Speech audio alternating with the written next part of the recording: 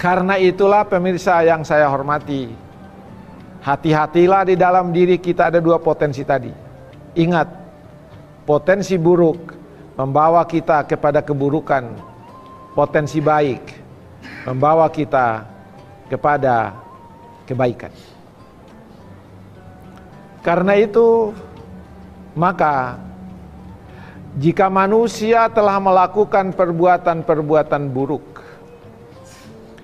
dengan umur yang diberikan oleh Allah itu, maka itulah yang disebutkan oleh Rasulullah dalam hadisnya itu, wahuwa min syarrin nasi, dia adalah kategori manusia yang paling buruk. Ketika manusia dengan dorongan takwanya itu melakukan perbuatan-perbuatan baik, maka itulah yang disebutkan oleh Rasulullah, huwa min khairin nasi, dia adalah di antara manusia yang terbaik, manusia yang buruk. Karena itulah maka ingat bahwa potensi dalam nafsu manusia, potensi baik dan potensi buruk, selalu berperang, selalu berebutan kekuasaan. Siapa yang menang, siapa yang kalah dalam hal ini. Karena itulah maka Allah menurunkan ajaran agama. Rasulullah menyampaikan ajaran-ajaran agama. Inilah amal-amal soleh yang kamu lakukan, sehingga nanti dengan amal-amal soleh itu kamu menjadi manusia yang terbaik. Kemudian dengan ajaran agama itulah Allah memberikan tuntunan kepada kita. Inilah catatan daftar dari amal-amal yang buruk yang kamu harus jauhi dan yang kamu harus tinggalkan. Ketika kamu meninggalkan perbuatan buruk dan selalu kamu melakukan perbuatan-perbuatan baik, maka itulah manusia yang terbaik. Ingatlah bahwa umur yang diberikan oleh Allah itu adalah sebuah kenikmatan dan anugerah yang harus kita manfaatkan untuk beramal.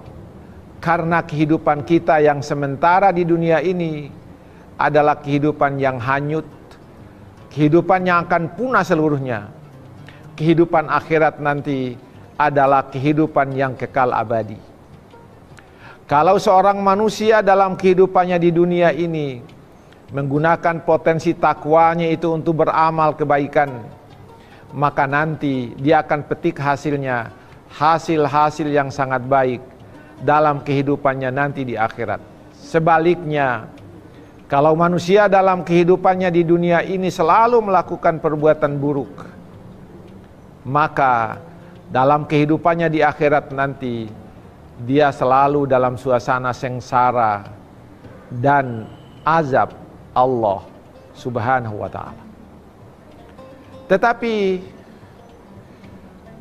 saudara-saudara sekalian, para pemirsa yang saya hormati, ada hadis Nabi yang menegaskan. Apa kata Rasulullah? Ya ayuhan nas, tubu ilallahi qabla an tamutu. Ini kuncinya.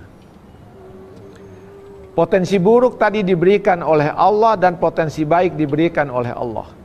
Tapi ketika kita dalam kehidupan kita selama ini, kita selalu ada salah dan ada pelanggaran yang kita lakukan, Allah dan Rasulnya memberikan jalan keluar agar dosa-dosa dan kesalahan itu diampuni oleh Allah Subhanahu wa ta'ala.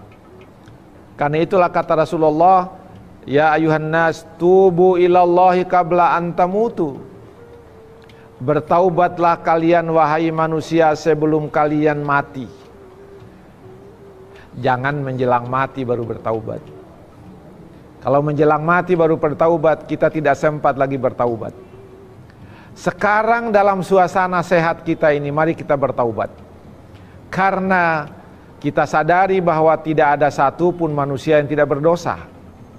Karena itu Allah memberikan jalan keluar. Bertaubatlah kepada Allah sebelum kalian mati. Kemudian yang kedua kata Rasulullah, wabadiru bil a'mali sholihati qabla an tushgalu. manfaatlah kesempatan-kesempatan kalian itu untuk segera melakukan amal-amal soleh sebelum kalian mendapatkan kesibukan.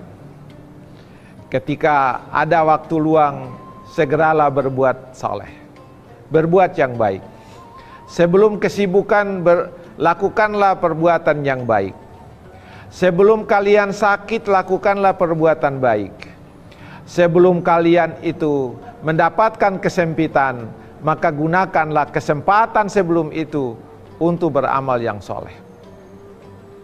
Kemudian yang ketiga, pesan Rasulullah, wasilul ladzi bainakum wa baina rabbikum bikasrati zikri lahu wa bikasrati shadaqati lahum, kata Rasulullah.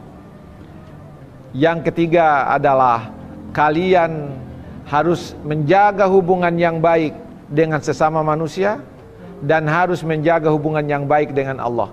Bagaimana caranya? Rasulullah menunjukkan jalan. Cara berbuat baik terhadap Allah adalah dengan memperbanyak zikir. Memperbanyak zikir akan membuat hati menjadi tenang. Sifat dan potensi takwa itu akan tetap terjaga, akan menjauhkan potensi fujur tadi itu dari diri kita.